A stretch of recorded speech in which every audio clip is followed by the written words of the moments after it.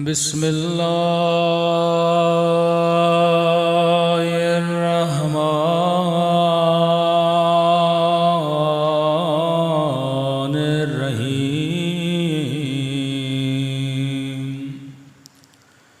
अल्हम्दुलिल्लाहि रब्बिल आलमीन।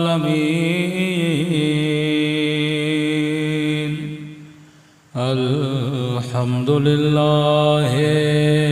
कमा हुवा अहलो।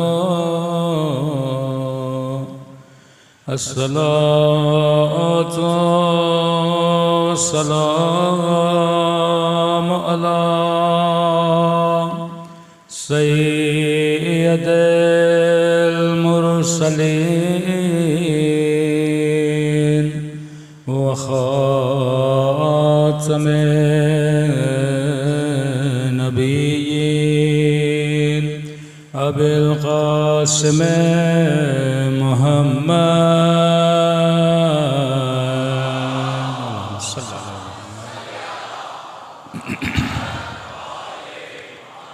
व अला आलिहि तय्यबीन ताहिरीन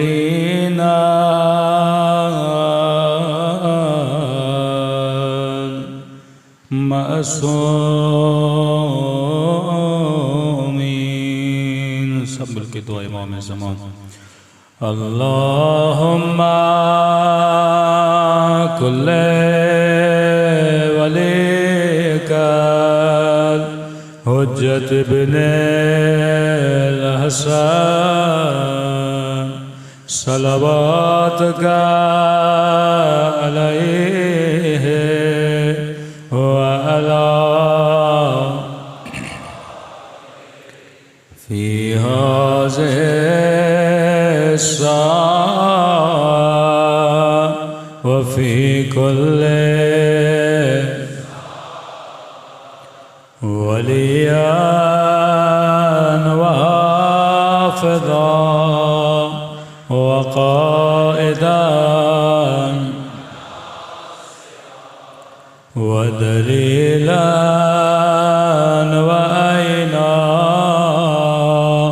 हत्ता तुस्किनहु अर्ज़का तवा व तुमत्तअहु फ़ीहा तवीला बिरहमतिका या अरहमर राहिमीन। सल्लल्लाहु अलैहि मोहम्मद।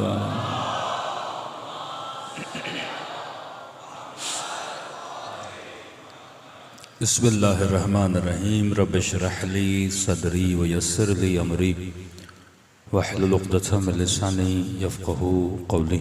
अम्मा बाद फ़क़द क़ाल सुब्हानहू व तआला हल अदुल्लुकुम अला तिजारतिन तुंजीकुम मिन अज़ाबिन अलीम तुमिनून बिल्लाहि व रसूलिहि व तुजाहिदून फ़ी सबीलिल्लाह बिअम्वालिकुम व अनफुसिकुम ज़ालिकुम खैरुन लकुम इन कुंतुम तालमून। सल्लल्लाहु अलैहि मुहम्मद व आले मुहम्मद।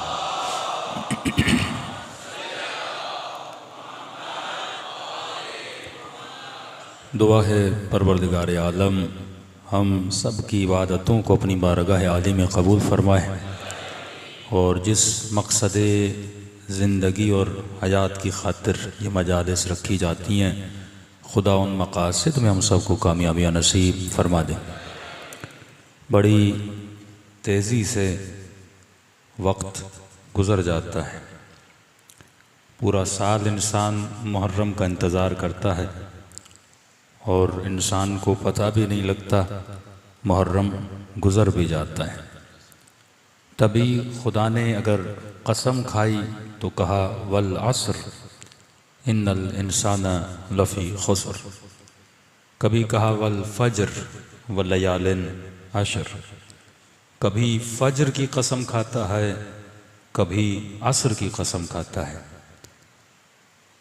असर का तर्जुमा ये नहीं कि मुझे कसम है वक्त की।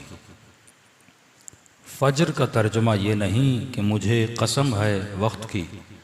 अक्सर लोग तर्जुमे में ये मिस्टेक बाज़ औक़ात कर देते हैं कि अल्लाह ने कहा मुझे कसम है वक्त की। नहीं, असर वक्त ज़रूर है पर वक्त का एक ख़ास हिस्सा है। फजर वक्त ज़रूर है पर वक्त का एक ख़ास हिस्सा है। अल्लाह ने इस ख़ास वक्त के हिस्से की कसम क्यों खाई और कहा कि इंसान खसारे में है? जब खसारे की बात हुई तो उसने असर की कसम खाई। ज़ोहर असर, नमाज ज़ोहर नमाज असर। कहते हैं वक्त असर की एक ख़ासियत यह है कि वक्त असर बहुत जल्दी गुजर जाता है। अब तर्जुमा इस तरह होगा कि मुझे कसम है उस वक्त की जो बहुत जल्दी गुजर जाता है कि इंसान खसारे में है। अब ये आप खुद भी महसूस कर सकते हो कि मौला अमीर फरमाते हैं बूढ़े से पूछो जिंदगी कैसे गुजरी तो कहेगा ख्वाब की तरह।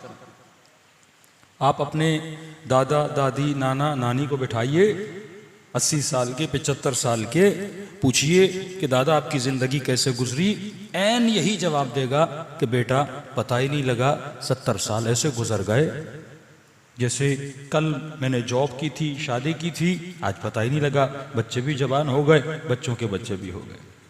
और यही कैफियत एक जवान की है। 25 साल के जवान से पूछोगे ज़िंदगी कैसे गुजरी, वो भी यही कहेगा पता ही नहीं लगा, ख्वाब की तरह गुजर गए। 15 साल के बच्चे से पूछोगे ज़िंदगी कैसे गुजरी, वो भी कहेगा पता नहीं लगा, ख्वाब की तरह गुजर जाएगी। तो जिस तरह आज मजलिस हुसैन में बैठे हो, इसी तरह कल अपने जनाजे को देख रहे होगे, पता ही नहीं लगेगा कि देखोगे लोग तेरा जनाजा उठा के कब्रिस्तान की तरफ जा रहे हैं।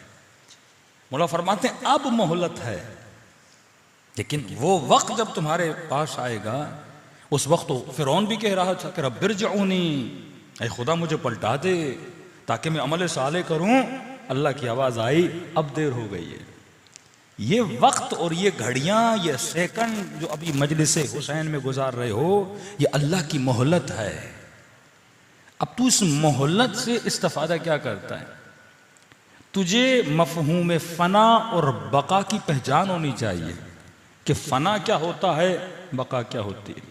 दूसरी चीज, अपनी हकीकत को पहचान। पहले खुद को अपने जिस्म से अलग समझ।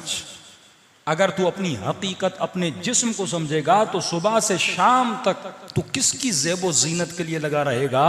जिस्म की ज़ेबो ज़ीनत के लिए लगा रहेगा। लेकिन तूने अपनी हकीकत अगर रूह को समझ लिया, जिस्म फना होगा, रूह को खुदा बका देता है। जिस्म के लिए जो करेगा उसकी एंड फना है, रूह के लिए जो भी करेगा उसकी इंतहा क्या है? बका है। कि मैंने इमाम हुसैन का ये जुमला कोट किया था, कई मरतबा मजालिस में कर चुका हूँ, शायद दूसरी या तीसरी मजलिस में, कि इमाम से पूछा गया मौला लज्जत जिस्मानी और लज्जत रूहानी में फ़र्क क्या है? तो इमाम ने कहा जिसे खाना खाकर मज़ा आए ये लज्जत जिस्मानी है, और जिसे खाना खिलाकर मज़ा आए ये लज्जत रूह की लज्जत है। अब दोनों लज्जतों में फ़र्क क्या है? एक हफ्ता पहले खाना खाओगे, याद भी नहीं रहेगा कि मैंने क्या खाया था, लेकिन 1 साल पहले किसी यतीम की मदद की हो, किसी गरीब की मदद की हो, 10 साल के बाद भी सोचोगे तुझे क्या आएगा? मजा आएगा। बंदा एक बार मसलन करबला गया है, वो ज़ियारत कभी जहन से निकलती नहीं है, क्योंकि वो रूह की लज्जत है। लेकिन 40 में कई खाने तुमने खाए होंगे, वो बंदा भूल जाता है, पर हुसैन की पढ़ी हुई ज़ियारत इंसान नहीं भूलता। हाँ, मजलिस इमाम हुसैन में कौन सी लज्जत मिलती है तुम्हें? जिस्म तो बेचारा बैठ बैठ के थक जाता है, कई लोगों को नींद आने लगती है। हाँ, जिस्म तो एक जगह जवाब दे देता है ना, लेकिन तेरे अंदर तलब है, इश्क है, जो मोर एंड मोर की डिमांड कर रहा है। जिस्म तो थका हुआ है, फिर तू क्यों बैठा है मजलिस इमाम हुसैन में? पाँव में छाले पड़ जाते हैं, फिर भी क्यों चल रहा है हुसैन की जरी की तरफ? जिस्म जवाब दे रहा है ना, चल चल के बंदे के पांव सूज जाते हैं। मतलब जिस्म कह रहा है कि मेरी हिम्मत खत्म हो गई, रूह कहती है कि तेरी हिम्मत खत्म हुई तो क्या हुआ, मेरी हिम्मत खत्म नहीं हुई। हाँ? रूह कभी थकती नहीं है, क्योंकि रूह प्यासी है रूहानी लज्जतों के लिए। अब तू इसे आदत दिला, जिस्म ऐसे आदी नहीं बनता। मासूम फरमाते कम से कम 40 दिन इससे अच्छा शागिर्द बना। जिस्म आसाइश को पसंद करता है, जिस्म आसानियों को पसंद करता है, जिस्म लग्जरी लाइफ स्टाइल को पसंद करता है, जिस्म हमेशा चाहेगा एसी रूम में बैठा रहे, वो कभी गर्मी में बैठना पसंद नहीं करेगा। अब यहाँ कोई एसी तो नहीं है लेकिन तुम फिर भी बैठे हुए हो, ये जिस्म की चाहत नहीं है, ये तेरी रूह की चाहत है कि तू मजलिस इमाम हुसैन में आया। इस चीज को डिफाइन कर। दूसरा ये कि तेरा जिस्म महदूद नहीं है, तेरा जिस्म महदूद है, तेरी रूह महदूद नहीं है। एक महसूस मिसाल दूं ताकि आप उसको महसूस करें। जब आपसे पूछा जाता है कि आप कितने साल के हो, कोई बोलता है 50, कोई बोलता है 30, कोई बोलता है 35, कोई बोलता है 40, ठीक है। लेकिन अंदर ही अंदर में खुद से पूछूं मैं कितने साल का हूं। 60 साल के बूढ़े को भी यही लगता है जब मैं 15 साल का था मैं वैसा ही हूं। आप 70 के भी हो जाओगे ना, आप खुद को वही महसूस करोगे जो आप थे। ये और बात है, घुटनों में तकलीफ होगी, खाने पीने में तकलीफ होगी, चलने फिरने में तकलीफ होगी, लेकिन आप जब खुद को देखोगे ना आप तो बोलोगे मैं वही हूं, बस मेरा तजुर्बा बढ़ा है, मेरा इल्म बढ़ा है, लेकिन मैं तो वही हूं जैसे आप 7 साल के थे, जैसे आप 15 साल के थे। तो रूह में रद्द बदल नहीं आता। ये जिस्म है जो बूढ़ा हो जाता है, रूह कभी बूढ़ी नहीं होती। रूह की कोई एज ही नहीं होती कि 50 साल की है या 60 साल की है, क्योंकि रूह लामहदूद है, वो ऐसा वजूद मुजर्रद है। जिस्म की एज होती है, मटीरियल की एज होती है, मटीरियल को फना होती है, रूह को फना नहीं होती। तो जब मुझे समझ में आ गया कि मैं फना के लिए नहीं बना, मैं बका के लिए बना हूं, तो बका के लिए उस सामाने सफर का बंदोबस्त करो जो आलम बका में काम आता है। वहां पे ये दौलत काम नहीं आएगी, वहां पे ये घर काम नहीं आएंगे। लेकिन सवाल ये क्या दौलत काम की है कि नहीं है? मासूम फरमाते काम की है। जब पैसा तेरे हाथ में होता है ये माल होता है, जब तू अल्लाह की राह में खर्च करता है ये तेरा रिज्क बन जाता है। किसी के अकाउंट में 50 करोड़ हैं, का मौला ये माल है या रिज्क है? कहा माल है। का मौला रिज्क क्या है? का रिज्क वो है जितना वो खाता है। आप किसी सुफरे पे चले गए, 10 आम पड़े हुए थे सुफरे पर, मुर्गी पड़ी हुई है, चावल पड़े हुए हैं, ये सारा आपका रिज्क नहीं है। जितने लुक़मे आप उठा के शिकम में डालते हो वो आपका रिज्क है, जो बच गया वो आपका माल है। तभी फरमाते ना दाने दाने पे लिखा है खाने वाले का नाम। वो जो खाते हो वो तेरा रिज्क है, जो बच गया वो माल है। अब किसी ने सवाल किया कि मौला परवरदिगार आलम मसलन मेरी आमदनी बहुत ज्यादा है, जो मेरे खाने से ज्यादा, मेरे बच्चों के खाने से ज्यादा, मसलन महीने का खर्चा 2 लाख है, लेकिन अल्लाह मुझे 5 दे रहा है, कभी 7 दे रहा है, कभी 8 दे रहा है। अब 2 मेरा रिज्क है, जो 3 बचे वो क्या है? माल है। मतलब वो किसी काम का नहीं, उसको मैं आखिरत जो मैंने खाया वो तो मेरा रिज्क था, वो मेरा नसीब था जो मैंने खा लिया। अब का मौला अगर जो 3 बचा है जो मेरा माल है उसको रिज्क बनाऊं तो कैसे बनाऊं? कहा उसको किसी और की रोजी बना दे, वो भी तेरा रिज्क बन जाएगा। अब समझो अली इब्न अबी तालिब अगर रात के अंधेरों में किसी को कुछ देने जाते थे, अली उसे अपना रिज्क बना रहे थे। जब तेरी सोच महदूद होगी तू कंजूस हो जाएगा, जब तेरी सोच लामहदूद हो जाएगी तो अपनी रूह की बका के लिए, आलम बरज़ख के लिए तैयारी करेगा। तो ये मत समझो इमाम हुसैन की मजलिस में 1 घंटा जो आकर गुजारते हो ये वक्त तेरा ज़ाया हो रहा है। नहीं, जिस वक्त में तू इल्म नाफे हासिल करता है, जिससे तेरे रूह को तहजीब मिलती है, ये तेरे लिए घंटा है, लेकिन आलम बरज़ख में ये हज़ारों घंटों में बदल जाता है। सलवात पढ़े मोहम्मद व आले मोहम्मद।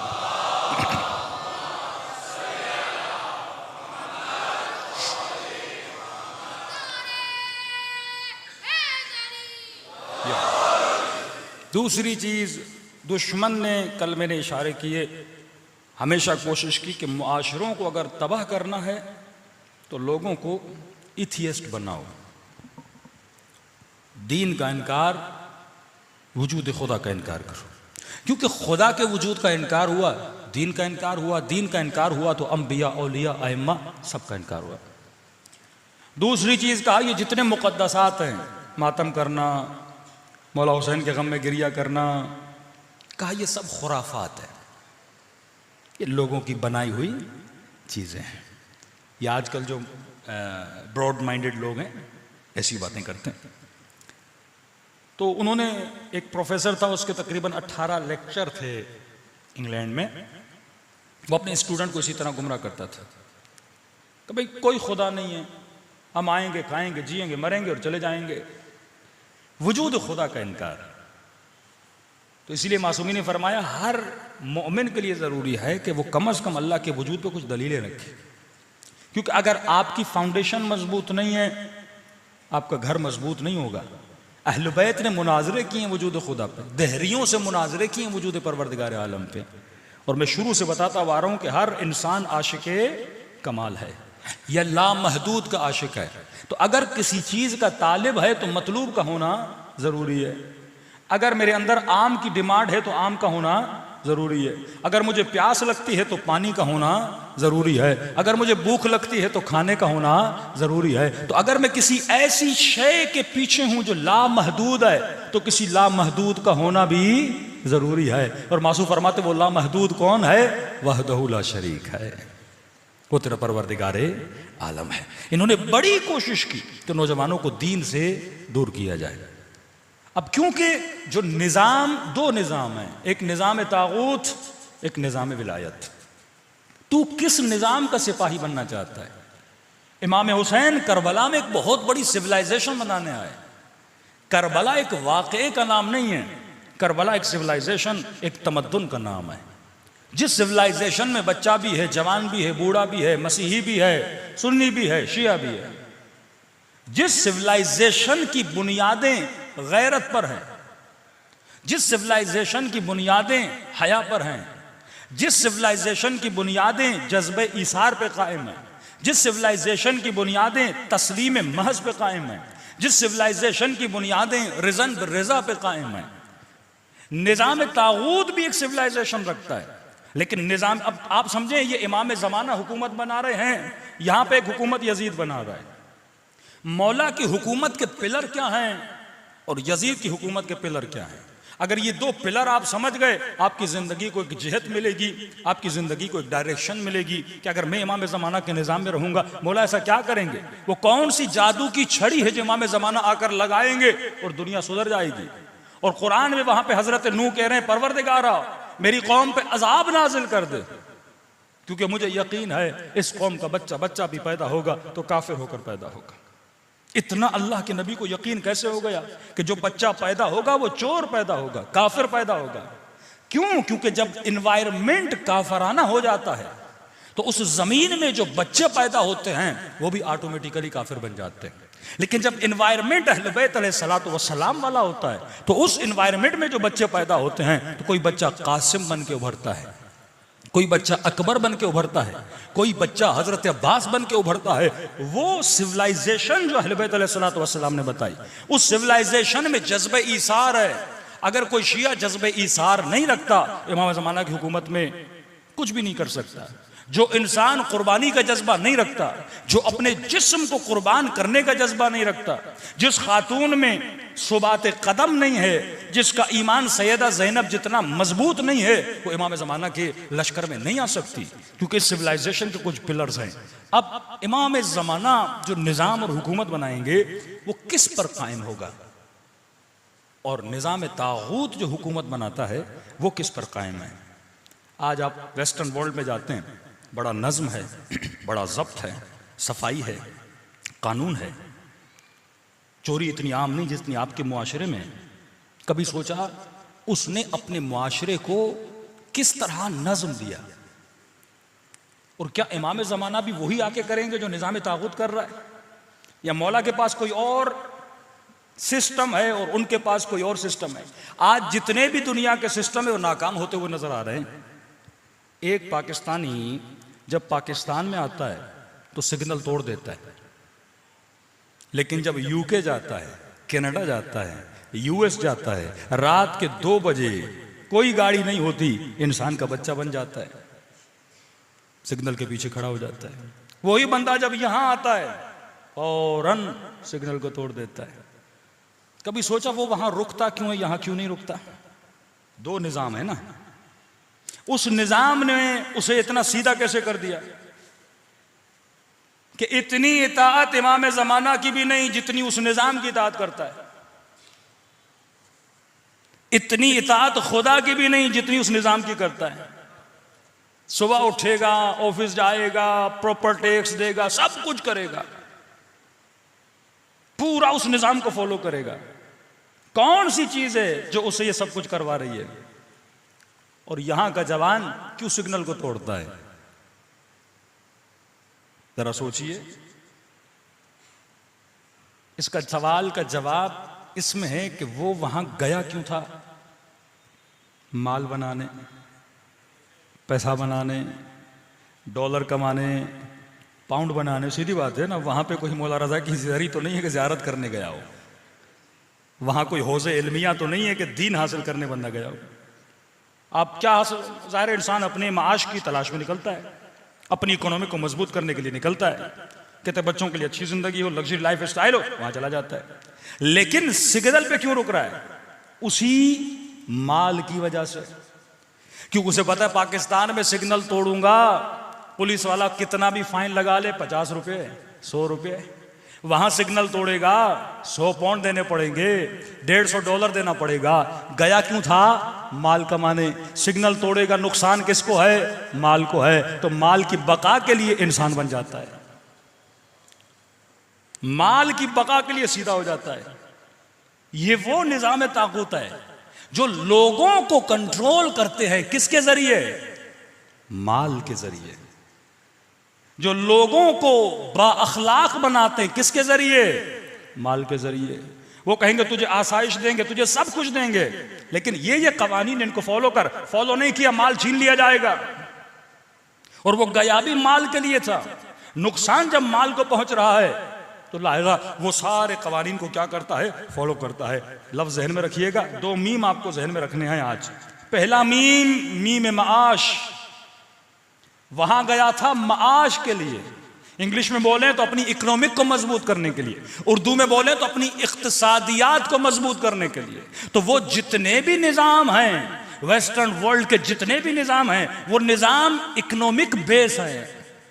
माश के बेस पे सारा निजाम खड़ा हुआ है। लोगों को कंट्रोल करते हैं माश के जरिए। अब जब निजाम माश के बेस पे चलता है ना, अखलाकियात वहां माना नहीं रखती। मिसाल के तौर पे उन्होंने लगा दिया, भाई जिस बंदे ने टैक्स नहीं दिया, टैक्स पेयर नहीं है, अगर तुम किसी बंदे की मनी लॉन्ड्रिंग को आकर बता दो, मसलन उसने घर में 1 करोड़ रखा हुआ है और उसने टैक्स नहीं दिया, अगर तुम बताओगे ना उसने कितना रखा है, हम तुझे 3% उसके पैसे का दे देंगे। अब उसने कहा ठीक है। अब उसे पता चला मसलन आगा साहब के घर में 1 करोड़ पड़ा हुआ है, अब का बता दो हुकूमत को, 3% मिल जाएगा। आगा साहब ने उसे घर बुलाया, चाय का कप पिलाया, कहा देख मैं तुझे 6% दूंगा। न बता ये क्या करेगा? 6 के पीछे जाएगा, 3 के पीछे। क्योंकि फिक्र सिर्फ माश कमाने की है, फिक्र सिर्फ माश को बचाने की है। तो इसे जहां ज्यादा पैसा मिलेगा ये उस चीज को क्या करेगा? फॉलो करेगा। जो ज्यादा पैसा देगा उस चीज की तरफ जाएगा। यही वो निजाम था जिसका मुकाबला करने हुसैन इब्न अली करबला में आए। यही वो चीज है जिसको इमाम ज़माना आकर तोड़ेंगे। आज जितनी दुनिया की हुकूमतें हैं और इंसानों को जो मेंटेन किया जा रहा है वो माल के जरिए किया जा रहा है। इफ़्फ़तें खरीदी जा रही हैं माल के जरिए, गैरतें बेची जा रही हैं माल के जरिए, जवानों को अपनी तरफ अट्रैक्ट किया जा रहा है किसके जरिए? माल के जरिए। वही काम जो यजीद ने किया, वही काम जो इब्ने साद ने किया, वही काम जो अमीर शाम ने किया। अली माल की दावत नहीं देते थे, अली तकवा की दावत देते थे।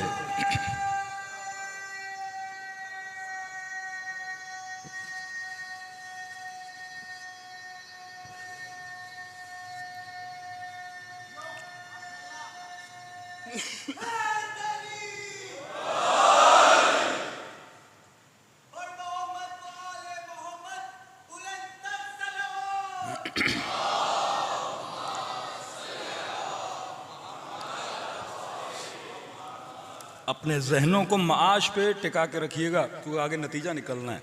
अगर जहन आपका हटा तो आप नतीजे तक नहीं पहुंचेंगे।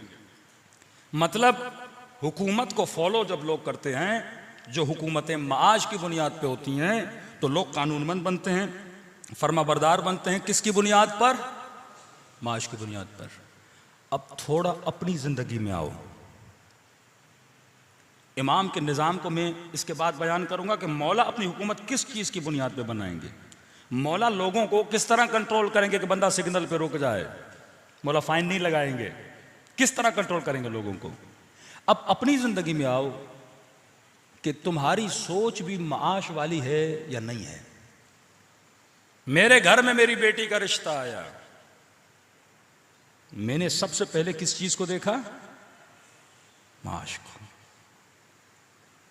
मतलब मैं भी उसी निजाम तागूत का एक हिस्सा हूं।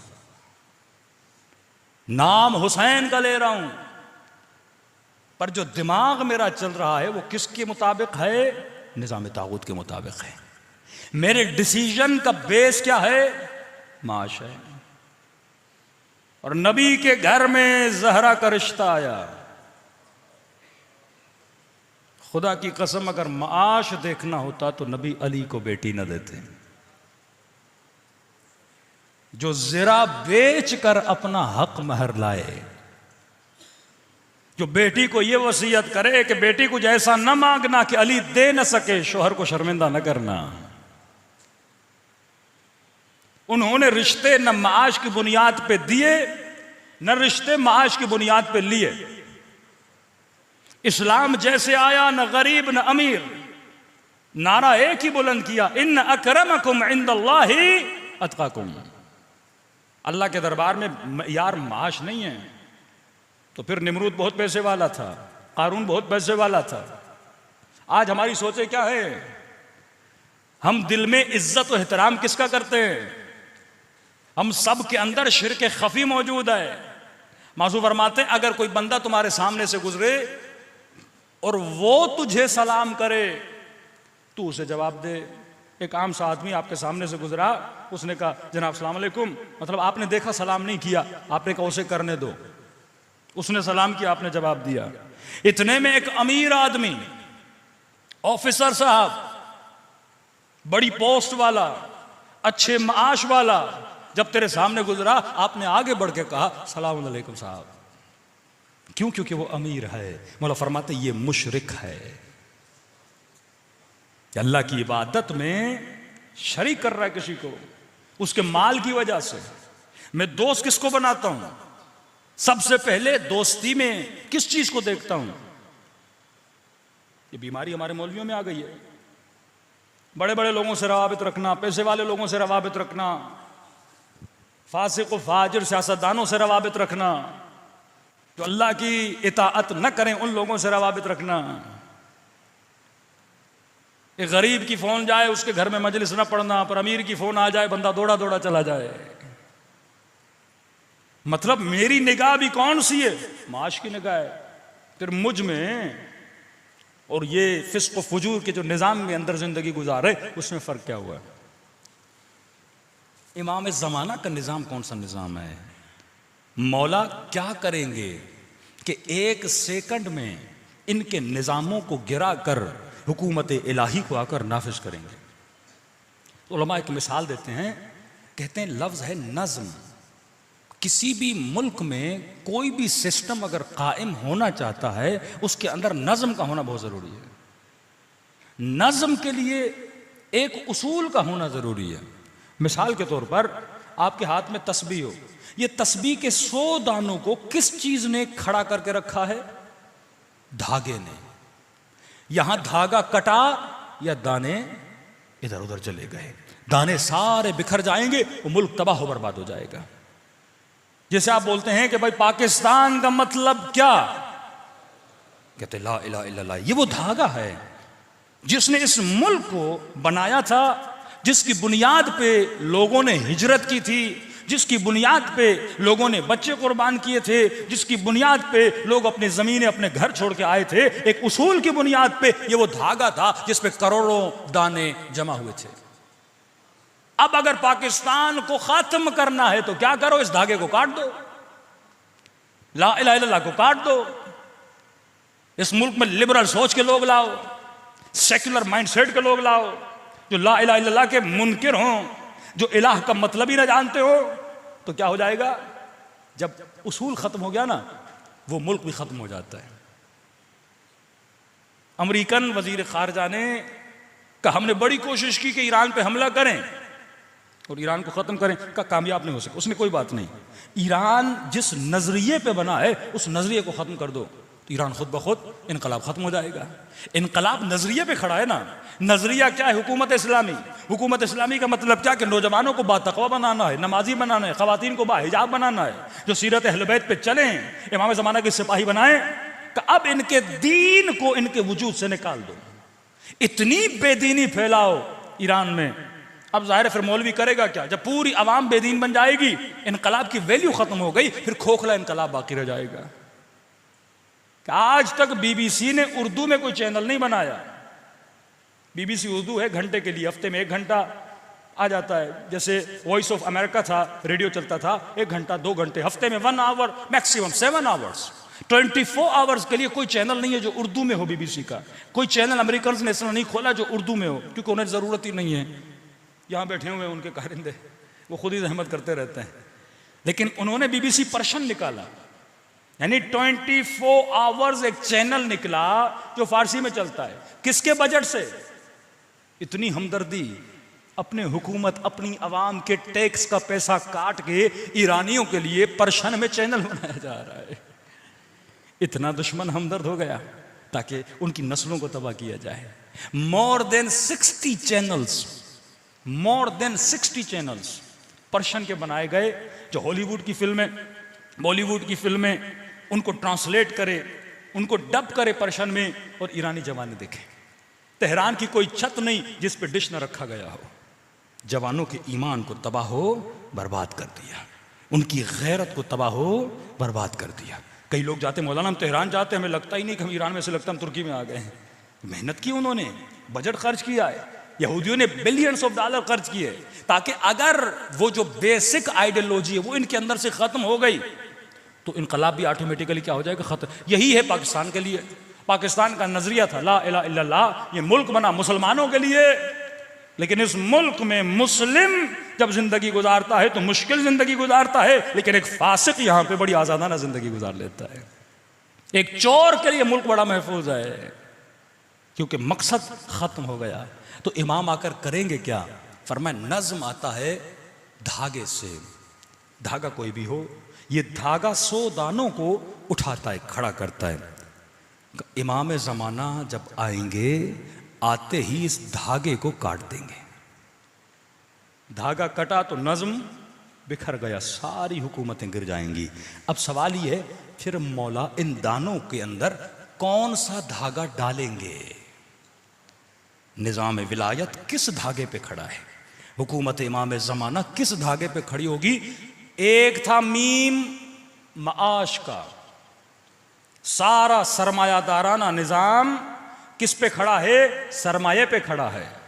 लोग सरमायादाराना निज़ाम को क्यों पसंद करते हैं? क्योंकि वो निज़ाम मुझे पैसा देता है, वो मेरी इकोनॉमिक को मजबूत करता है। लेकिन इकोनॉमिक को मजबूत करने के नतीजे में मुझसे क्या लेता है? मेरी गैरत को लेता है, मेरे हया को लेता है, मेरे हिजाब को लेता है। इस सरमायादारा निज़ाम में अगर कोई खातून किसी चैनल पे जाके वहाँ पे न्यूज़ पढ़ना भी चाहे तो ये बोला जाता है आ जाओ सरमायादारा निज़ाम में, लेकिन शर्त यह है अपने सर से दुपट्टा उतार दो। अगर कोई जवान इस निज़ाम में जाके काम करना भी चाहता है, मेयर बनना, मसलन ये जो इंग्लैंड में मेयर बना है तो मुस्लिम, लेकिन सारा अंग्रेज है, शराब भी पीता है, सुअर भी खाता है, अंग्रेजों के साथ बैठता भी है। कि हमें तुम्हारे नाम से मसला नहीं है, हमें तुम्हारी दाढ़ी से मसला नहीं है, हमें तुम्हारी मस्जिद जाने से मसला नहीं है। मस्जिद भी जाओ, मंदिर भी जाओ, मस्जिद भी जाओ, शराब भी पियो, यानी सारे काम एक साथ करो, जिसे प्लुरलिज्म बोला जाता है। यानी दीन को भी राजी करो, अल्लाह को भी राजी करो, शैतान को भी राजी करो। मौला हुसैन फरमाते नहीं, दीन दीन जबान की चटखारी का नाम नहीं है कि तू मजा लेता रहे। दीन पे अगर चलना है, गर्दन कटानी भी पड़े तो बंदा कटा दे। ये सरमायादाराना निजाम है जो माल के बदले में इंसान से इंसान का ईमान छीनता है। इमाम जमाना जिस निजाम को कायम करेंगे, ये सारे दाने, ये सारी 7 बिलियन आवाम किस धागे पे खड़ी होंगी? वो सरमाये की बुनियाद पे नहीं, वो माश की बुनियाद पे नहीं। मौला किस बुनियाद पे आप अपना निजाम बनाएंगे? तो आवाज आती है, इमाम जिस निजाम को कायम करेंगे वो माद की बुनियाद पे होगा। 2 मीम जहन में याद रखना, माश और माद। माद यानी इमाम लोगों के जहनों में कयामत के तसव्वुर को मजबूत करेंगे कि अगर ये रात के अंधेरे में भी खड़ा हो जाए, ये कैमरा की आंख से न डरे, रब की आंख से डरे। अगर किसी सिग्नल पे कैमरा ना लगा हो तो बंदा सिग्नल तोड़ देता है। उसे पता है कैमरा देख नहीं रही, फाइन कटेगा नहीं, सिग्नल को तोड़ दिया। माद की आंख को मजबूत करेंगे, लोगों के जहनों में कयामत के तसव्वुर को ऐसा मजबूत कर देंगे कि रिवायात के जुमले हैं, अगर कूफे से कोई खातून बिरहना हालत में अपने बदन पे सारा सोना चढ़ाकर चले तो फरमाते हैं हुकूमत इमाम ज़माना में एक मर्द उसकी तरफ आंख उठाकर भी नहीं देखेगा। यह आलम होगा। फरमाया अगर कोई अमीर हाथों में सोना जेवर माल लेकर गलियों में आवाजें देगा, हे कोई मुझसे ज़कात लेने वाला, कोई नहीं होगा उससे ज़कात लेने वाला।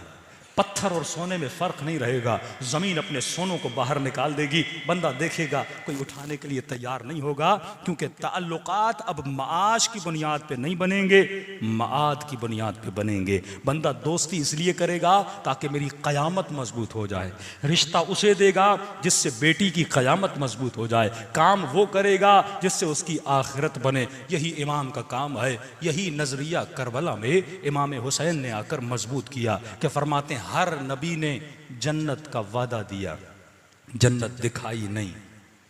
आदम से लेकर खातम तक हर नबी, हर इमाम ने जन्नत का वादा दिया, किसी ने जन्नत दिखाई नहीं। लेकिन हुसैन वो इमाम है जब चराग को बुझा दिया, कहा जिसे जाना है चला जाए, जिसे जाना था वो चला गया। लेकिन जब चराग बुझाई, खालिस असहाब बैठे हुए थे जो माद को मानते थे, माश के पीछे नहीं थे, बदन की बका के पीछे नहीं थे, बच्चों की परवाह किए बगैर बैठे हुए थे। कब मौला सब कुछ लुटता है तो लुट जाए, हम अपने माद को बचाएंगे। जिनके वजूद में माद का तसव्वुर मजबूत था वो करबला में हुसैन के साथ बैठे, जिनके वजूद में क़यामत का तसव्वुर मजबूत था वो इमाम हुसैन के साथ बैठे। कि हर नबी ने जन्नत का वादा दिया, कमाल हुसैन ये था, हुसैन ने जन्नत का वादा भी दिया और कहा मेरी 2 उंगलियों के दरमियान देखो। सब असहाब ने अपनी जन्नत को हुसैन की उंगलियों में भी देखा था। कोई इमाम ये नहीं कर सका, ये इमाम हुसैन ने मकाम दिखाया। तो ऐ मोमिन, अगर तेरा माद मजबूत नहीं है, तुम्हारे डिसीजन, ये जो माइंडसेट तुम्हारा चल रहा है, ये किस बुनियाद पे चल रहा है? अगर तेरी दोस्तियां माल की बुनियाद पर हैं, दुनिया की बुनियाद पर हैं, तेरे सफ़र, तेरी एजुकेशन, सब कुछ अगर माश की बुनियाद पर है, अभी तक तू निज़ाम इमाम को समझ नहीं पाया। अगर माद की बुनियाद पर है तो समझ लो आज भी तू हुसैनी है और क़यामत के दिन भी हुसैनी बन के उठेगा। सलवात पढ़े मोहम्मद व आले मोहम्मद।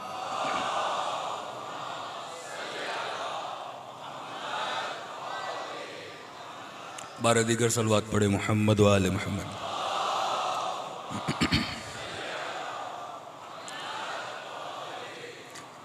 मजलिसों के दरमियान कई बातें हम कर जाते हैं, लेकिन ज़ाहिर खिताबत में कई बातें आदमी करता है और उसकी तशरीह फिर नहीं होती, ज़ाहिर टॉपिक अलग होता है, बीच में कोई बात आ जाती है तो उससे गलत फहमी इंसान के जहन में पैदा ना हो कि झूठ की बात निकली थी तो हमने एक जुमला कहा था कि बंदा बीवी को झूठ बोल सकता है। तो किसी मोमिन ने मैसेज किया, मौलाना अब बीवी को कौन कौन से झूठ बोल सकते हैं?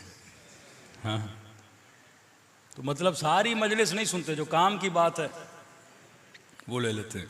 तो घर से फ़ोन आया हमें, अब ज़ाहिर वो डेली टीवी पे मजलिस चलाते हैं, हमारा बेटा 6-7 साल का, वो भी देखता है।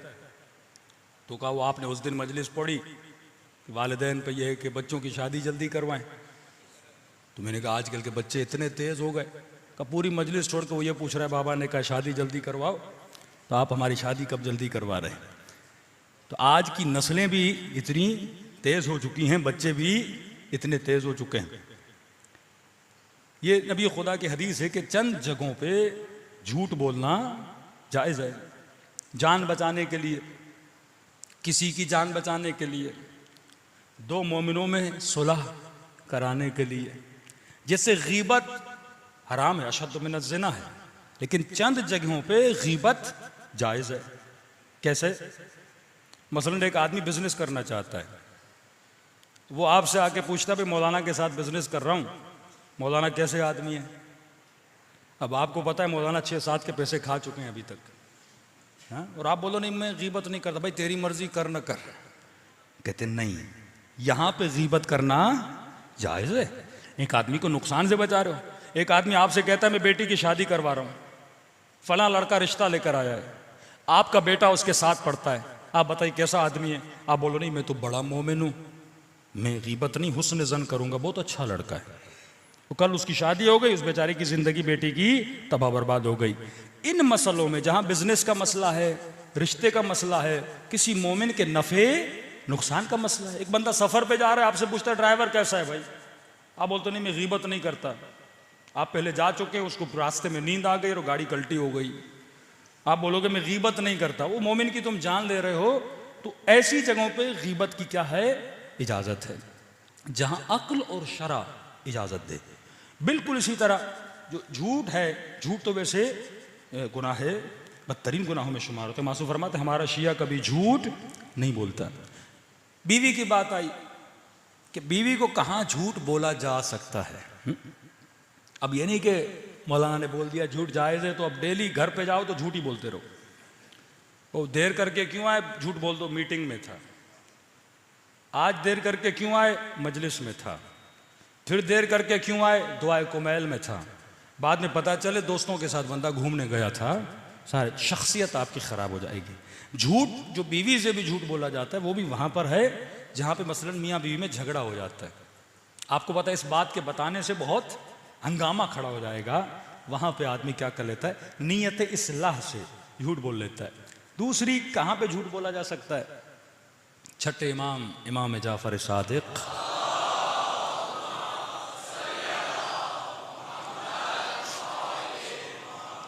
देखिए मर्द जो है वो मैनेजर है, आपको घर का निज़ाम चलाना है, ठीक है ना। औरतों का जो अल्लाह ने वजूद बनाया वो हसास हैं, इमोशनल बहुत ज़्यादा हैं।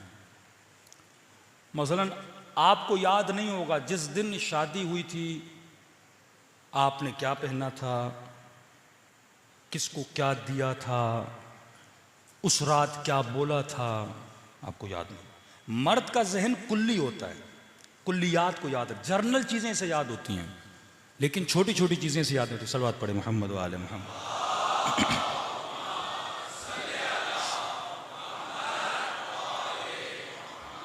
लेकिन छोटी छोटी चीज़ें ख़वातीन को याद रह जाती हैं। तो आपको याद नहीं होगा कि 10 साल पहले क्या हुआ था शादी में, लेकिन ख़वातीन से पूछेंगे उन्हें छोटी छोटी चीज़ें याद रह जाती हैं। अब इमाम के पास एक शख्स आया, कहने लगा कि मौला मेरी बीवी अक्सर मुझसे नाराज़ रहती है। तो इमाम ने कहा आज तक तूने उसे कोई गिफ्ट हदिया लेकर दिया? कहा नहीं मौला। कहा आज तक ये बोला है कि तुम उसे पसंद करते हो? अब मर्द कैसे बोले ये जुमला? और यहाँ तक इमाम ने बोल दिया। और वो थोड़ा इमाम से कई ऐसे असहाब थे, फरमाते कुछ ऐसे लोग थे जो ऐसे जुमले बोलते थे कि अहले बैत के चेहरे पे मुस्कुराहट आ जाती थी। तो उसने कहा कि मौला अगर पसंद ना हो तो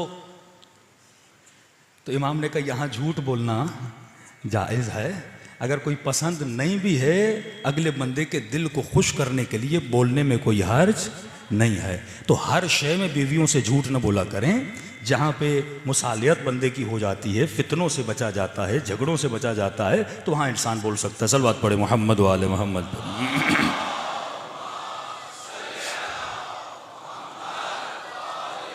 मोहम्मद 12 दिगर।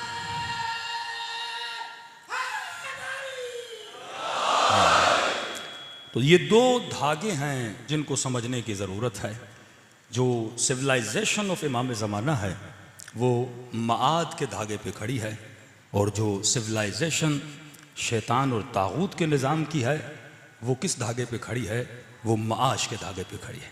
अगर मेरी ज़िंदगी में जो भी मैं डिसीजन ले रहा हूँ, दोस्तियाँ कर रहा हूँ, बेटियों के रिश्ते दे रहा हूँ, अगर मेरी सोच में माआश है तो मेरी सोच तागूती सोच है।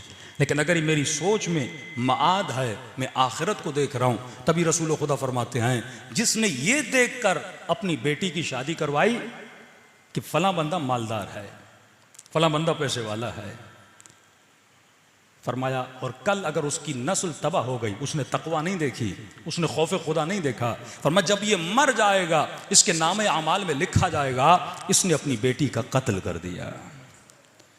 कातिल कत्ल जिस्म नहीं है, मन अहयाहा फकअन्नमा अहया अन्नास जमीआ। का मौला ये जिंदा करना तो अल्लाह का काम है। फरमाया यहां हयात से मुराद हिदायत है। अगर तुमने बेटी की शादी किसी फासिक व फाजिर से करा दी, तुमने उसकी नस्ल को क्या कर दिया? तबाह बर्बाद करा दिया। अगर तुमने तकवा को नहीं देखा, अगर तुमने खौफ परवरदिगार आलम को नहीं देखा, तुम अपनी नस्लों को तबाह बर्बाद कर दोगे। का मौला किस चीज को देखा जाए? फिर छठे इमाम, इमाम जाफर सादिक अलैहिस्सलातु वस्सलाम, या अल्लाह मुहम्मद,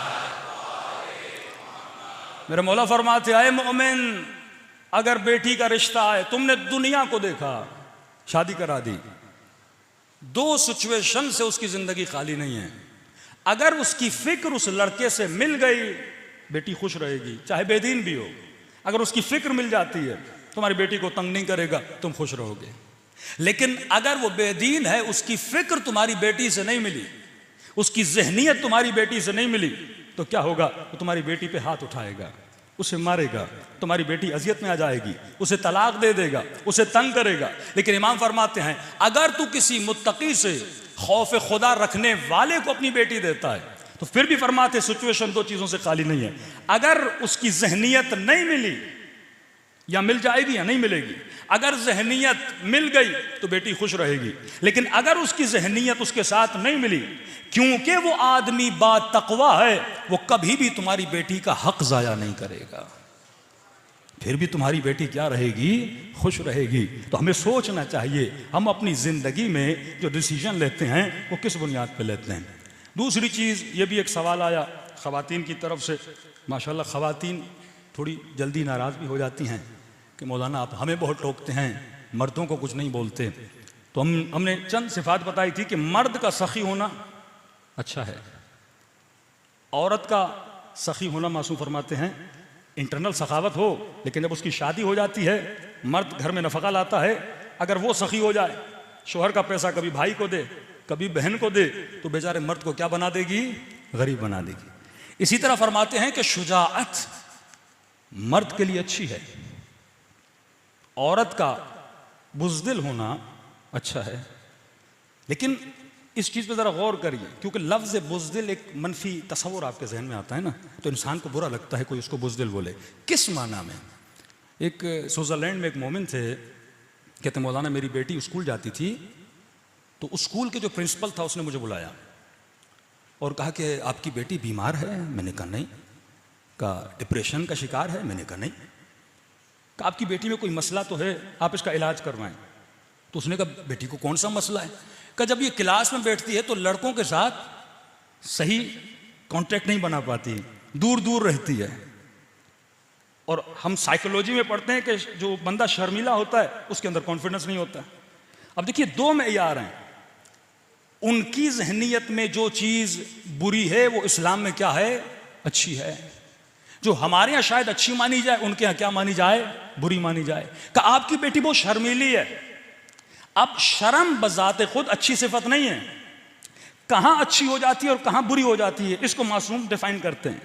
फरमाया जहां शर्म अक्लन और शरअन सही हो, मसलन किसी खातून के लिए शरीयत का हुक्म यह है कि यह नामहरम से अपने ताल्लुकात को कम रखे, आई कांटेक्ट इसका नहीं होना चाहिए, ज्यादा नामहरम से बातें न करे, अपने फासले को क्या करे? महफूज करे। अब यहां पे अगर ये शर्माती है तो अक्लन और शरन इसकी शर्म क्या है? जायज है। लेकिन अगर कोई बंदा कुम से पढ़ के आया, नजफ से पढ़ के आया मौलाना साहब, और उसे बोला जाए मौलाना साहब 15 मिनट लोगों को हिदायत तो करिए कि मुझे शर्म आती है तकरीर करने में, ये शर्म अक्लन और शरन क्या है, जायज़ नहीं है, मजमूम है। यानी जहां पे अक्ल और शरा आपको इजाजत दे वो चीज जायज़ है। बिल्कुल इसी तरह अगर कोई लड़की ये बोले कि मैं रात के 2 बजे घर से निकलती हूं क्योंकि मैं बहादुर हूं, न अक्ल इसकी इजाजत देता है न शरा इसकी इजाजत देता है। शरा कहता है अगर निकलना है तो अपने महरम के साथ निकलो, किसी मर्द के साथ निकलो। एक लड़का अगर रात के 2 बजे निकले उसे इतना खतरा नहीं है, लेकिन अगर लड़की निकलेगी उसे क्या है, खतरा है। अगर लड़कियां बहादुर बन जाएं तो घरों से भागने के वाकयात आपके सामने आते हैं। ये बहादुरी इंसान को तबाह बर्बाद कर देती है। ऐसी बहादुरी जिसकी इजाजत न शरीयत दे न अक्ल दे, वो तबाह बर्बाद हो जाता है। अब घर में चोर आए, औरत बोले मैं जाती हूं चोर का मुकाबला करने, कभी कर पाएगी, कभी नहीं कर पाएगी, क्योंकि इसकी जिसामत अलग है, उसकी जिसामत अलग है। अल्लाह ने इसके वजूद को नाजुक बनाया है। तो मैं जो भी करूं अक्लन व शरन सोचूं। एक आम इस्तिलाह अवाम में बोली जाती है कि जल्दी का काम शैतान का होता है। तो क्या हर जल्दी का काम शैतान का होता है? अजान की आवाज़ है हय्या अला सलाह, क्या मुझे जल्दी मस्जिद में नहीं जाना चाहिए? कोई मजलूम मुझे आवाज़ दे रहा है, मैं क्या उसकी मदद के लिए नहीं जाना चाहिए? कहीं कहीं पे अगर मैं नामहरम भी हूं तो नामहरम की मदद करनी चाहिए। मिसाल के तौर पर एक कोई खातून है, बारिशें इतनी ज़्यादा हो गई, बेचारी गटर में गिर रही है और कह रही है कि भाई मेरी मदद करो। अब ये बोले कि ठहरो मैं मौलाना से पूछ के आ जाऊं कि नामहरम हो, मैं तुम्हें हाथ नहीं लगा सकता। अब यहाँ पे तो जल्दी का जाना चाहिए ना। तो फरमाते जल्दी काम शैतान का है। कौन सा काम? जो बगैर सोचे समझे किया जाए, जिसके अंदर इंसान की प्लानिंग ना हो, तो वो काम शैतान का है। लेकिन अगर तुमने सोच समझ के कुछ करोगे, उस काम में अगर जल्दी करते हो, अगर हुसैन आवाज़ दें हल मिन नासिरिन यंसुरुना, इसमें जल्दी नहीं करनी चाहिए, जल्दी करनी चाहिए। तो जब तक दीन में अक्लानियत नहीं आती, जब तक दीन फहमी नहीं आती, तब तक इंसान का शऊर नहीं बढ़ता। सलवात पढ़े मोहम्मद व आले मोहम्मद।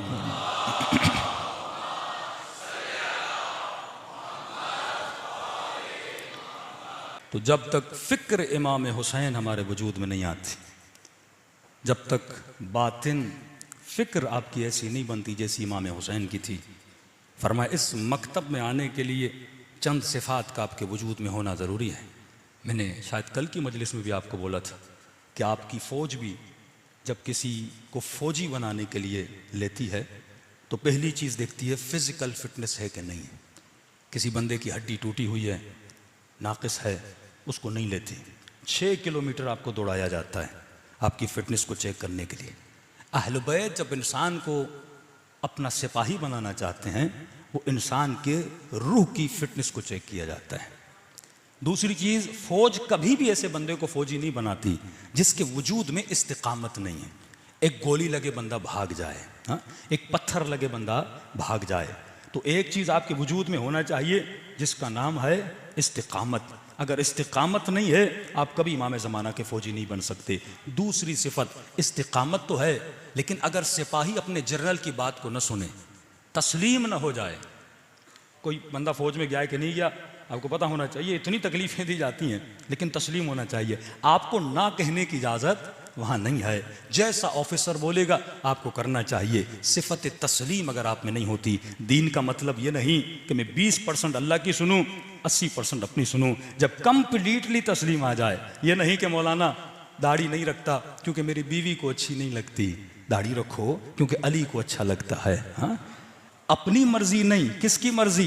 तस्लीम होना चाहिए, अल्लाह की मर्जी होनी चाहिए। कोई खातून ने कहा कि मौलाना मेरा शोहर कहता है हिजाब न करो। मैंने कहा यहाँ शोहर की नहीं, अली इब्न अबी तालिब की इताअत तेरे ऊपर वाजिब है। तस्लीम महज होना चाहिए। जब इंसान 100% तस्लीम हो जाता है। किसी ने कहा या रसूलल्लाह मैंने ख्वाब देखा आसमान से कपड़ा उतर रहा है।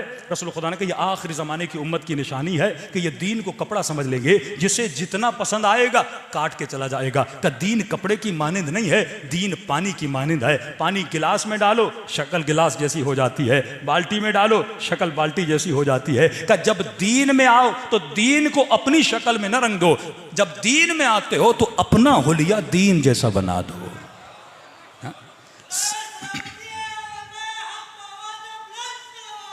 अल्लाह सल्लल्लाहु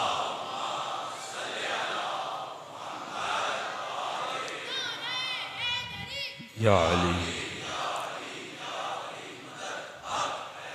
तभी फरमाया सिबगत अल्लाह वमन अहसन मिनल्लाहि सिबगा, कौन है जो अपने वजूद को रंग खुदा में रंग दे। करबलाई रंग में जब तक खुद को नहीं रंग देते, पहली सिफत सुबात, दूसरी सिफत तस्लीम महज होना चाहिए, जो खुदा ने कहा वो तुझे करना चाहिए।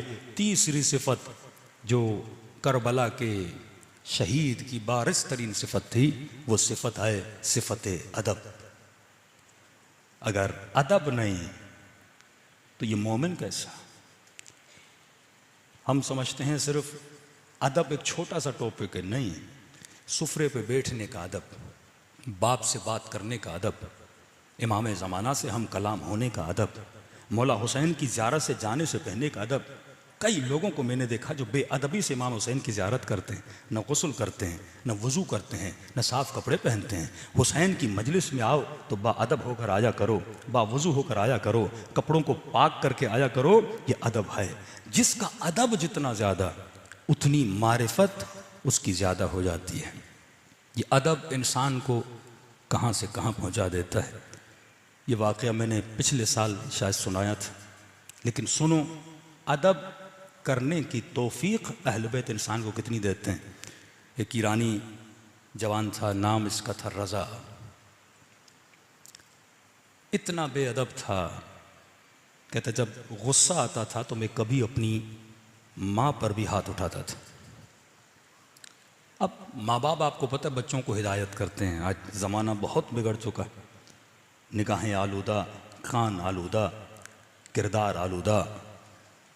माँ बाप समझाते थे, लेकिन कहता मैं तंग आ गया डेली माँ बाप की हिदायत से। मैंने घर छोड़ा, तेहरान में एक फ्लैट लिया, उस फ्लैट में जाके मैं बस गया।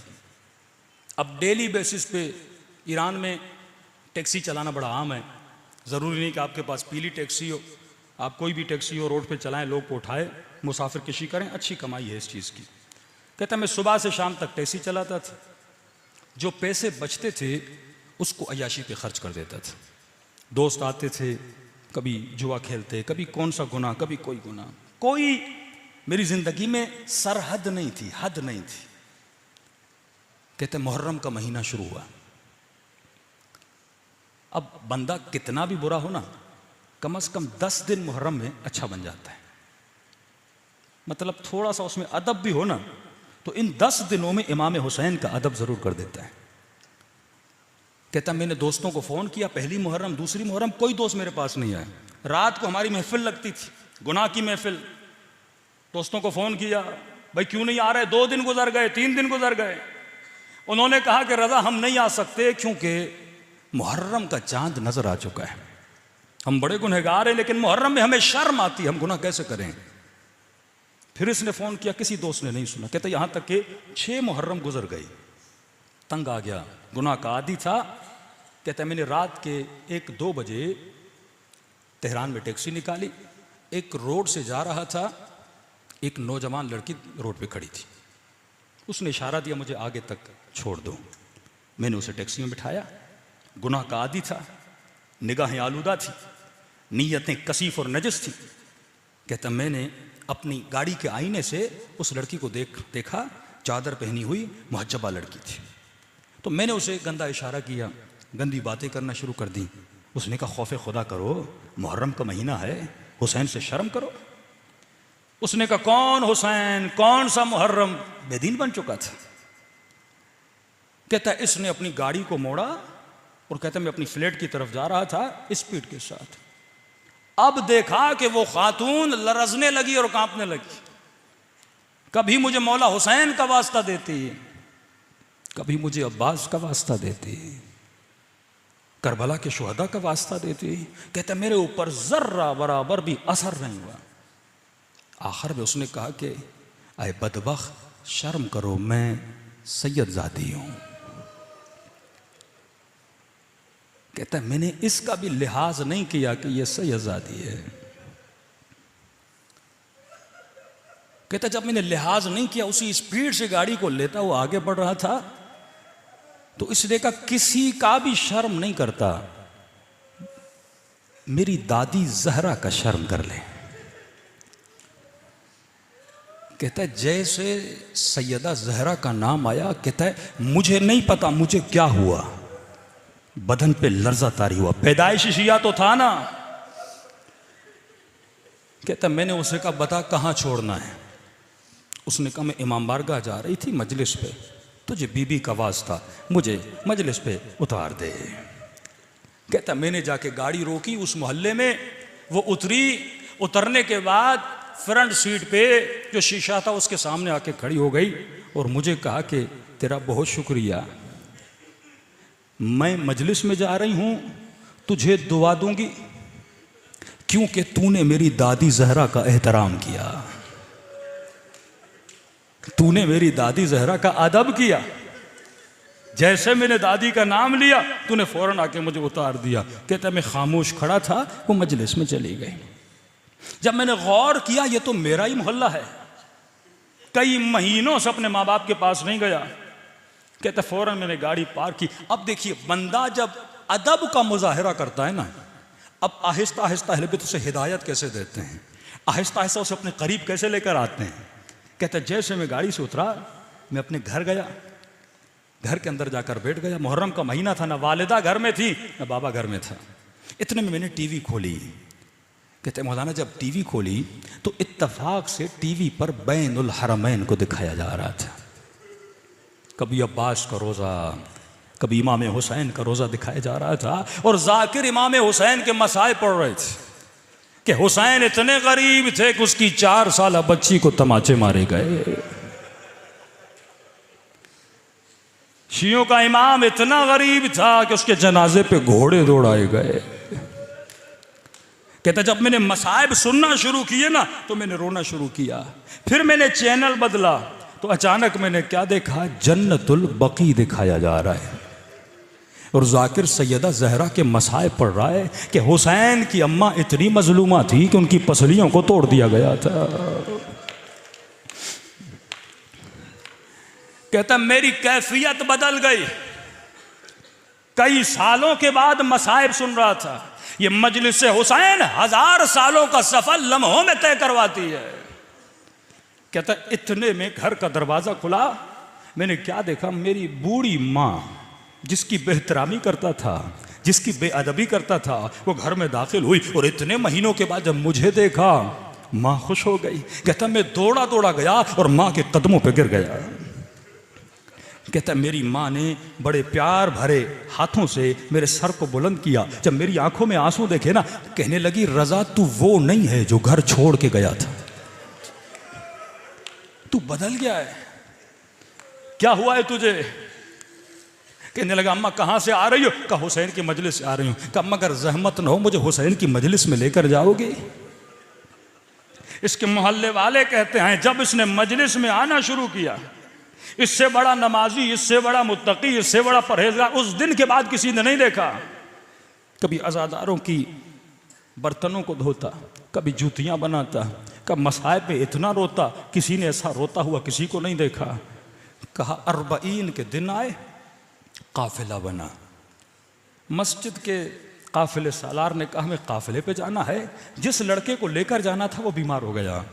कहा किसको लेकर जाएं। सब ने कहा रजा बड़ा अच्छा लड़का है, इसे लेकर चलते हैं।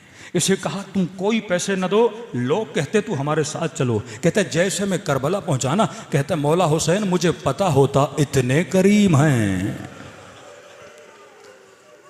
इतने जल्दी राजी हो जाते हैं मौला, मैं कब का आपके दरवाजे पे आ जाता।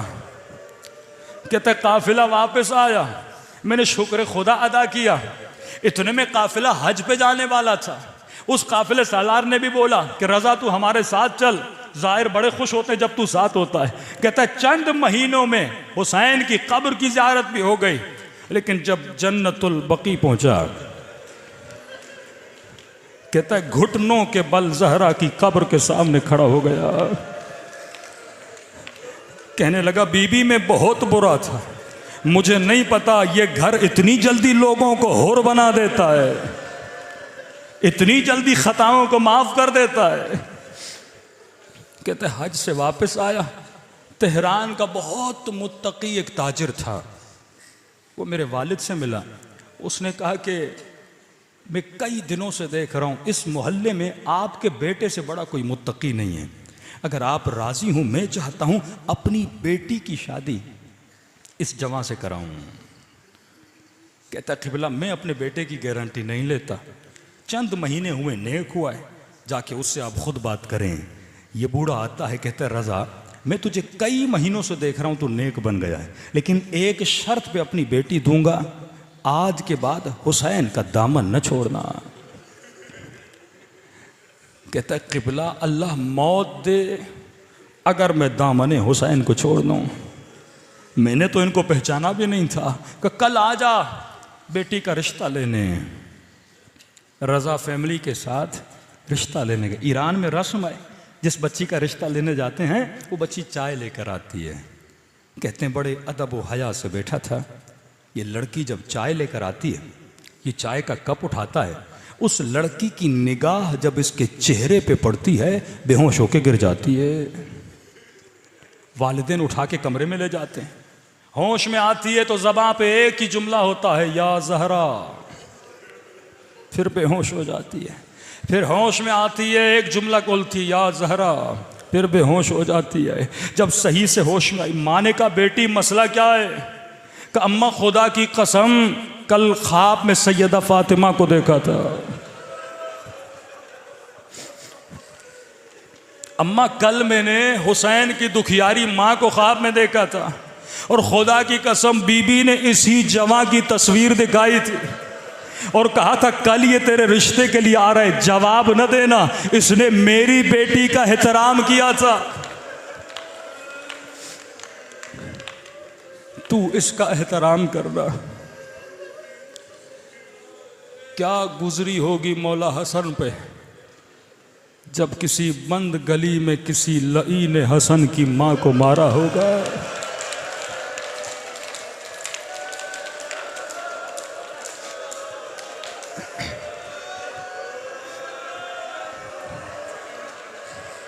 मसाइब को जब तक महसूस नहीं करोगे ना, दिल से रो नहीं पाओगे। ये रातें रोने की रातें।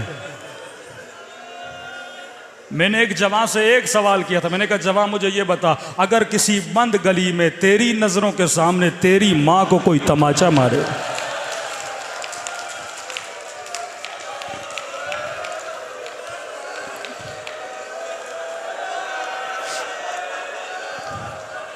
कब मौलाना अल्लाह वो दिन मेरी जिंदगी में न लाए। मैंने कहा यही गम था अहले बैत अलैहिस्सलातु वस्सलाम को। पूरी जिंदगी मौला हसन इसी बात पे रोते रहे। 40 साल मौला ज़ैनुल आबिदीन रोते रहे। अपनी माओ बहनों की चादरों के लुटने पे रोते रहे। खुदारा हुसैन की मजलिस में आने वालियों, इन चादरों की कदर व कीमत जाना। इस चादर के लिए ज़ैनब ने तमाचे खाए, इस चादर के लिए सकीना ने तमाचे खाए, इस चादर के लिए अब्बास के बाजू कटे। कभी अपने मौला को नाराज न किया करना। दिलों को करबला लेकर चलें, सलाम करें अपने मौला की मजलूमियत पे। ऐसे सलाम करें जैसे सैयदा ज़ैनब ने सलाम किया। अस्सलाम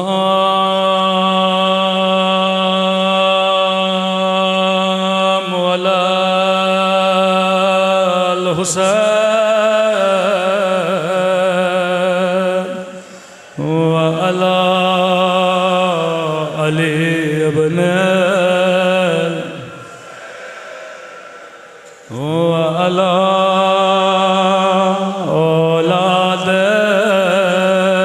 हुसैन व अला अस्हाब।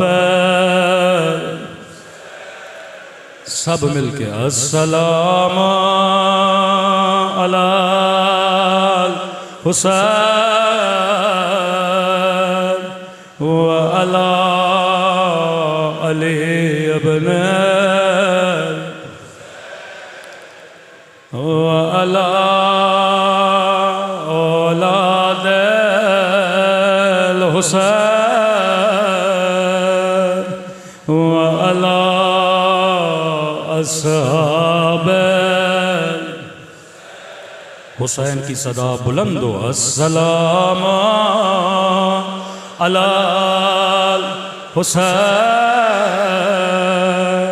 व अला अली इब्न व अला औलाद व अला अस्हाब। मेरा सलाम हो ज़ैनब की लुटी हुई चादर पे,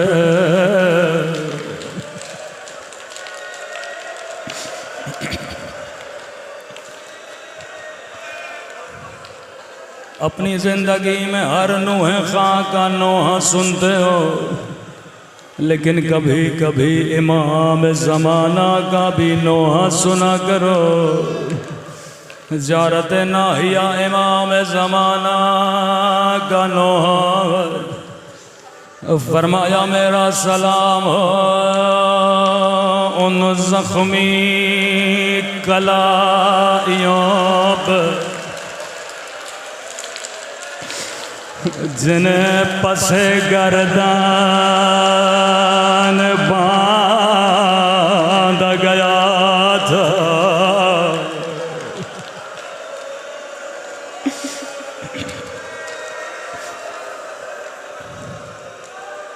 अल्लाह आप सबको शाम की ज़ियारत नसीब कराए। मैं ज़िंदगी में एक मर्तबा शाम गया हूँ।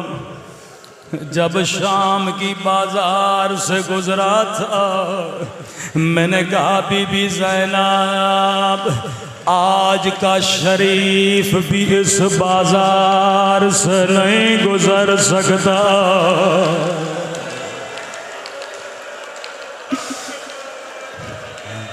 मुझे नहीं पता अली की बेटी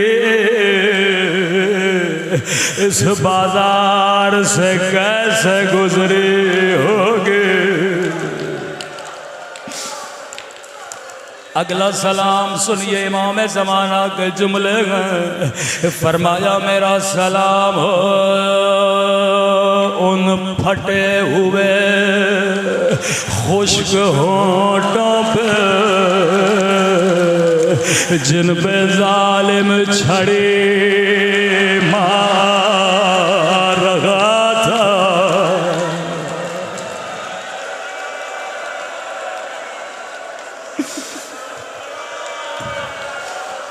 मैं कुर्बान इमाम ज़माना आपकी मजलूबियत पे मौला यादादार आपको पुरसा देने आए।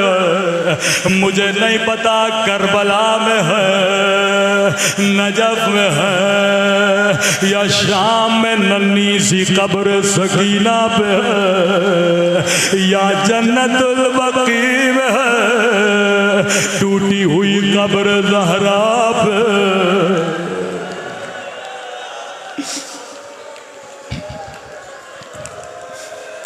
आज खुदा को वास्ता दीजिए, ये रातें कबूलियत दुआ की रातें हैं।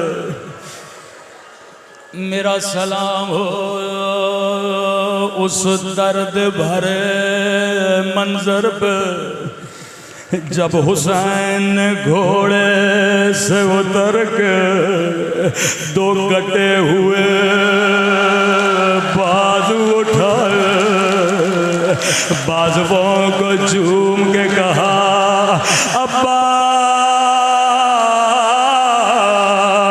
मेरी कमर टूट गए। ज़ैनब ने कहा अब्बास मेरी चादर लुटने का वक्त करीब।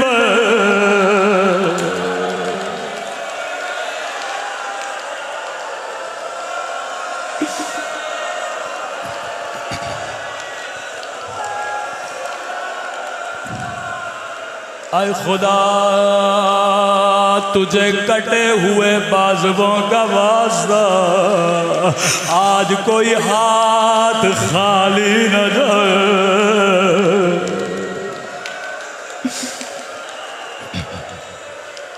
मुख्तसर रिवायत पढ़ूंगा, वक्त बहुत हो चुका। बड़ा नाज का हुसैन को अब्बास पे। इमाम हुसैन की खिदमत में आए, मौला इजाजत दीजिए। फरमाया अब्बास मैं तुझे रोकता नहीं, ज़ैनब को तुझ पे बड़ा नाज है। अब्बास अगर ज़ैनब इजाजत दे मैं हुसैन भी नहीं रोकूंगा। बीबी ज़ैनब के खैमे में आए, बड़े अदब से खड़े हो गए। जिस तरह नमाजी मुसल्ले पे बैठता है, ऐसे जानों में अदब लगा के बैठे। बीबी ज़ैनब ने कहा अब्बास मैं समझ गए क्यों आए हो, मैं तुझे रोकती नहीं, लेकिन मेरी कुछ बातें सुनता जा। जी मेरी आकाज़ादे। अब्बास शहर कूफा था, हुकूमत बाबा अली की थी। मेरा काफिला कूफे के बाहर रुका। बाबा ने फरमाया हसन रात होने दे, बाजारे बंद होने दे, मैं कुर्बान अली की गैरत पे। अब्बास बाजारे बंद हो गए। बाबा खुद मेरे इस्तकबाल के लिए आए, मेरे ऊंट की महार को थामा, थोड़ी सवारी आगे बढ़ी। बाबा ने कहा ज़ैनब जरा अमारी का पर्दा हटाना। मैंने पर्दा हटाया, कहा ज़ैनब ये कूफे का बाजार है।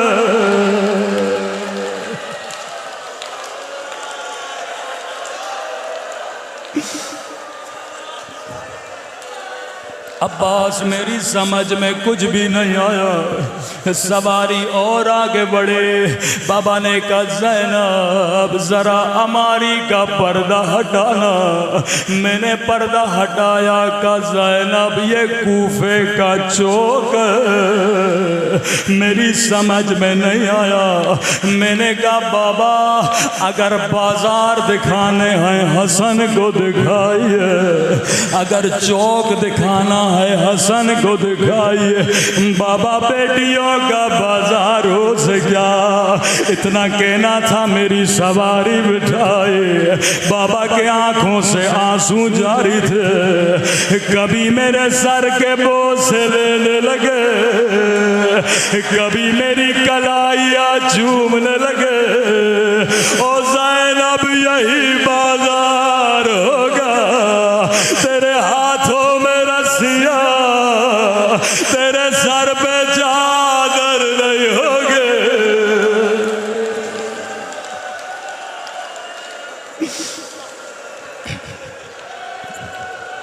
अब्बास मैंने कहा बाबा पे मैं इल्म गायब जानता। बाबा मैं एतराज नहीं करती, लेकिन मेरा एक सवाल है। बाबा जिस बहन का भी एक भाई हो उसका भी कोई नाम नहीं लेता। बाबा अल्लाह ने मुझे 18 भाई दिए, अल्लाह ने हसन जैसा भाई दिया, अल्लाह ने अब्बास जैसा भाई दिया। बाबा ने कहा ज़ैनब उस वक्त हसन न रहेंगे, ज़ैनब उस वक्त हुसैन न रहेंगे। अब सुनेंगे बीबी ज़ैनब ने कैसे खुदा हाफिज किया। अब्बास खड़ा हो जा, दोनों बाहें भाई के गले में डाले, कहा खुदा हाफिज अब्बास, खुदा हाफिज अब्बास। अब मैं ज़ैनब समझ गए मेरी चादर लुटने का वक्त करीब है। मेरे हाथों में रस्सियाँ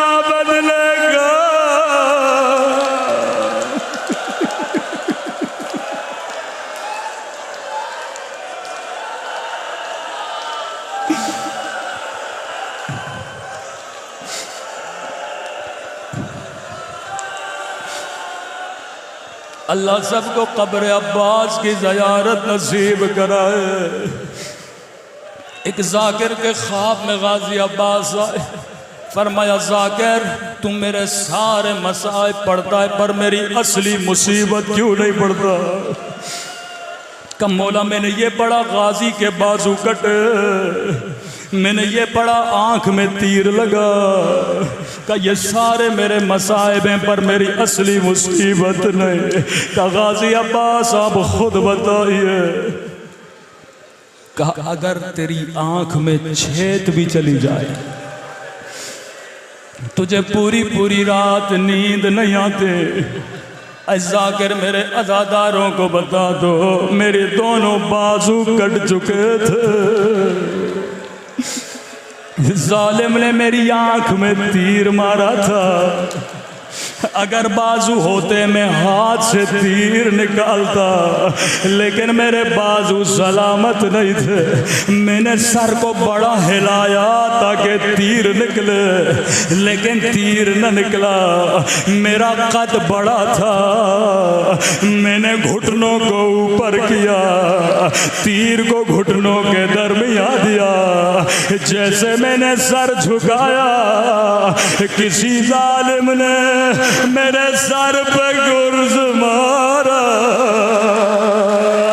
आए मेरे जाकिर अज़ादारों को बता दे, करबला का जो भी शहीद जब घोड़े से गिरा उसके बाजू सलामत थे, लेकिन मेरे बाजू सलामत नहीं थे। मेरी आंख में तीर था, वो मैं चेहरे के बल ज़मीन पे गिरा।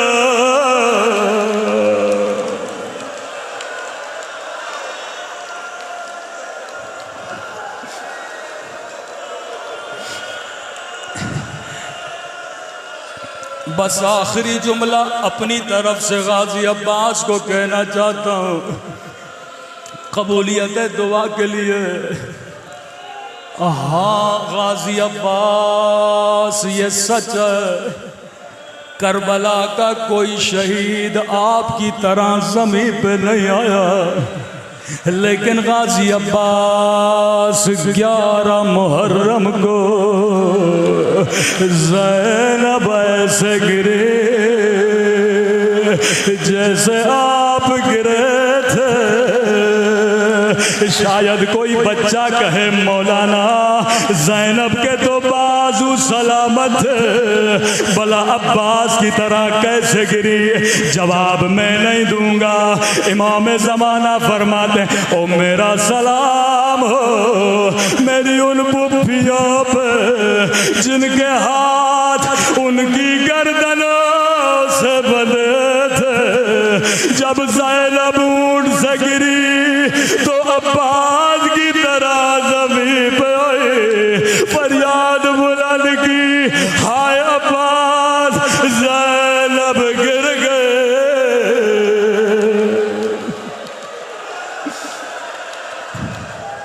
अल्लाहुम्मा इश्फी सदर अल हुसैन बज़हूर अल हुज्जा मातम हुसैन, मातम हुसैन।